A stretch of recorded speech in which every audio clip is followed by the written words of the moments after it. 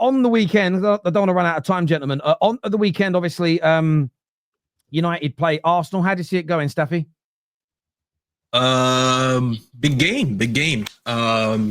Kind of weird time to play each other. I don't think either team is ready to go for 90 minutes. Neither team is 100%. Both of them had kind of interesting preseasons. United had a couple good games, a couple shaky games. Arsenal had a bunch of bad games, and then they ended it on a good note. But that game against Athletic Bilbao. So yeah, news coming out today that Sesko is in contention to start the game, let alone just play a part of it.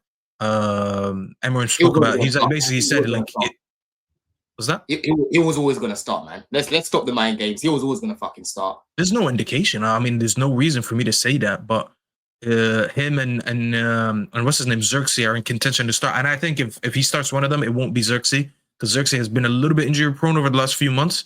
So, and on the other side, Sesko, the only reason Sesko just was in contention is because we just signed him.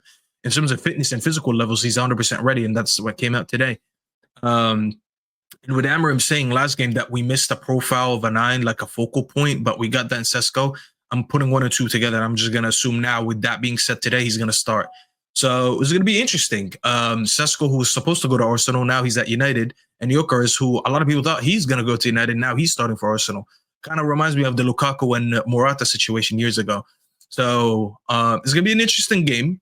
I don't think, I'm hearing a lot of people saying Arsenal are going to turn us over, that are about 3 past us. I've seen much better in-form Arsenal teams come to Old Trafford against worse teams, and they never put 3 past us. I generally can't remember once, outside of that one game that we played them at their home, but at Old Trafford, I can't remember once where they actually scored more than 2 goals. So they're not going to turn us over, in my opinion. I don't think it's going to be a great game. It might be entertaining a little bit for neutrals, but I don't think it's going to be a great game. I still feel like some fitness levels are low. There's going to be a lack of consistency. I do think there's going to be parts where United dominate the game, more larger parts where Arsenal are going to dominate the game because they have a better midfield. But I'm expecting a 1-1. I'm actually not expecting a lot. United are probably going to start the game with a roar because we're at home and the crowd is going to be loud. We might intimidate them for a little bit. I do think United actually score first, but then I eventually expect Arsenal to get into the game. They do have some depth. They do have a more consistent team. They'll cruise the game a little bit more, and I think they only managed to get it 1-1. That's my prediction. Yeah, it's an interesting one, man. It's an interesting one because if it's the Arsenal that turns up, that played against Bilbao, playing some nice quick football with Rice, again, not playing advanced, playing more in the pivot. I thought that shape worked really well for them. I think they can do some damage, bro. I think they can create better chances. I think they can look a little bit more balanced in that midfield, right? But if I'm United right now, I think the game plan would probably be to, kind of sit back, soak up that pressure, and then get them on the transition. Because Arsenal on the transition, bro, they can be got at. They could be got at. Last season, I saw them concede a couple goals like that. In pre-season, I've seen a couple goals like that. If you're looking at Mbeumo, Cunha, Sesko running at you in the transition in all that space, it can get long. It can get long, bro. So that's how I'm kind of looking at it right now, man. United, they've definitely got a chance of winning the game. They just need to be clinical. Because I don't think they're going to get loads and loads of chances, right? But don't go into the game thinking, our midfield shit, we're going to lose, and because it will go down to the players, man. Believe that you can win the game. It's Old Trafford at the end of the day with new faces in your attack, Staffy. New faces in there, right? So give it a good goal, man. Give it a good goal. But again, I'm interested to see how Arsenal set up. I want to see if they'll play Rice in that pivot for this game because I thought he actually did quite well in the previous game. I don't think we're giving him space to play into. That's the thing. So I expect us to defend well. We're going to be focused more on transition. Listen, don't sleep on our transition game. And I'm going to say this season. So remember it from now. Don't sleep on United on the transition this season. We have tools now to go and play in the transition. Remember when we used to argue you, Terry, and be like, Garnacho's not really a great counter-attacking player. Like, you guys think he's not that fast, Hoyland, the same thing. We do actually have better counter-attacking players right now. Both are flanks. We got Ahmed on one side and we got Dorgo on one side. Both of them are perfect on the counter. And then now you're going to have in the middle Mbeumo and you're going to have Cunha. I haven't seen anything from Sesko yet, so I'm not going to speak about him. But our transition play is going to be important for us this season. And I've seen a lot of it during the preseason. Sesko coming in is just the biggest unknown right now. It's just so unpredictable. It's unpredictable for us. and it's unpredictable for them. So I don't know what part he's going to play. But as long as we keep the spaces tight for them, because I don't think they can play well against low blocks, and then they get frustrated, and all they look for is set pieces and lumping the ball into the box. You don't have Mitrovic playing up there. I'm not worried if they play long ball for Gyökeres. I'm not really that worried because that's not his game, and I don't care that he scored a header last game. No one told you guys that he's never going to score a header again. We just said that he's not a prolific header of the ball. That's not his game. If we limit that and we don't give him the spaces to play into, which I think we will, I'm really not that worried. We have height in this team now. We have a 6'5" striker who's going to be in the box whenever they get desperate and they try to play all these corners from Rice again, all these set pieces. We got height now. We got Aiden Heaven who's ready. We got Lenny Yoro who's heavy. We have enough height in this team. I'm not really worried that much this time versus last time. Last time we played them, they cooked us on set pieces. So I'm not really that worried this time. So we're going to be good on them.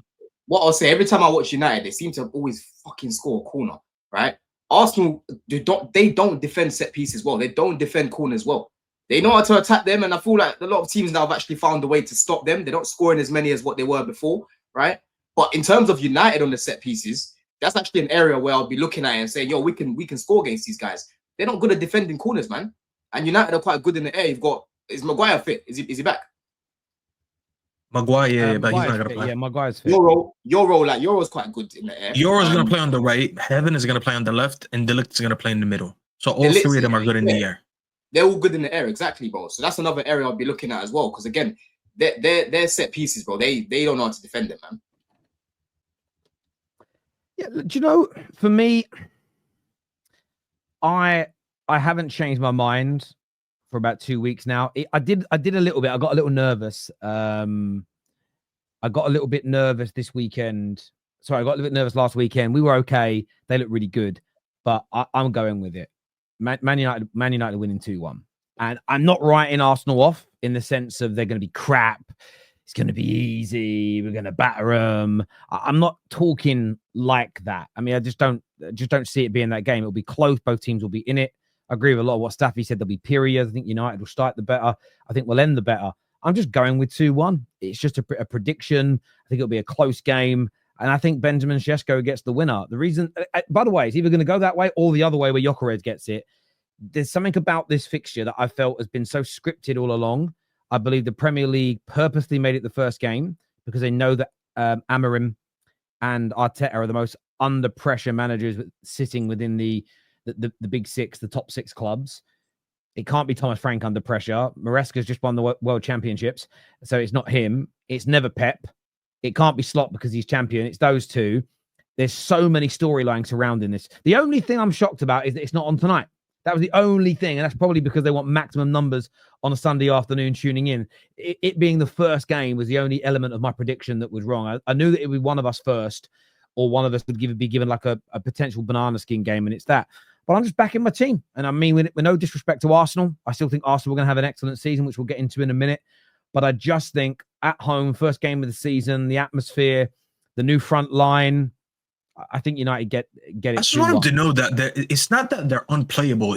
That's the thing that's pissed me off about Arsenal. They're talking about their team that they're like, the City Pool era where everyone, let's be honest, we all just knew that going to them or playing them, that's just like an automatic L. If you get a result, it just means you're amazing. But you're not that level. Like that's the part that just pisses me off. They actually think they're that guy, but you're really not. Like, you're a good team. Don't get me wrong.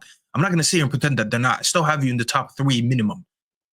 But don't think that you're unplayable. Like, there's a reason why you drew 14 games last season. I don't even know how many lost, but 14 games.